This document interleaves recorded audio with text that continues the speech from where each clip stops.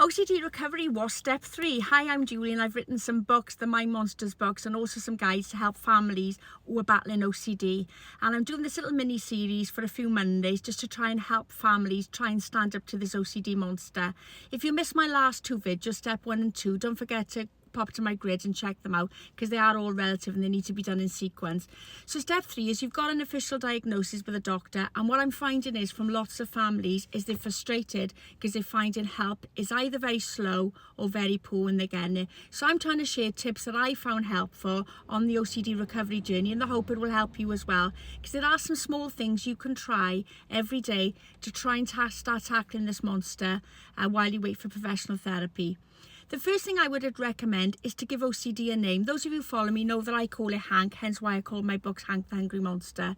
But you can call it anything. It can be Bob, Fred, it can even be called OCD, because what that helps to do is separate that OCD from your child, because it's not part of your child.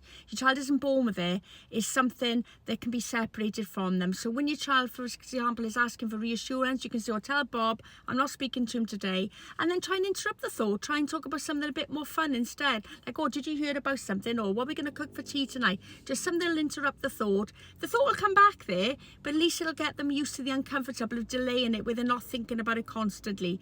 So you want to, in step 3, be giving OCD a name. And then another bonus tip I would give you as well is get them to either draw or write down, put a line down a piece of paper and put on there what life is like now with OCD and what would life be like without OCD.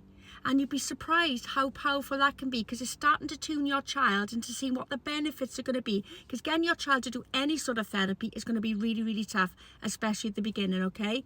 So your idea is now to try and get them into that realm of thinking of the uncomfortable, knowing something is going to happen, because they're going to have to start tackling this monster.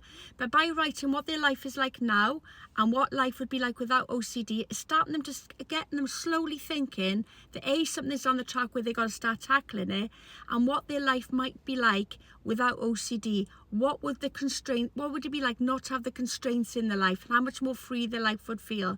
So I say, even if it's drawing a little picture, even if you do it together and just show what it is now and what it would be like then, because it's going to start helping them get on board with therapy. Another thing you could do as well is to start using the OCD fear word, because quite often there could be an OCD fear word. Now, I'm just off the top of the head. Let's just say it's COVID that's just gone past. Let's just say that COVID's left a child terrified, to know that they're going to die or their parents are going to die.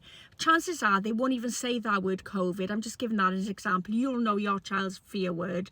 Just try introducing that fear word into the conversation. The child won't like it and they're going to resist it, but just these tiny steps are getting them prepared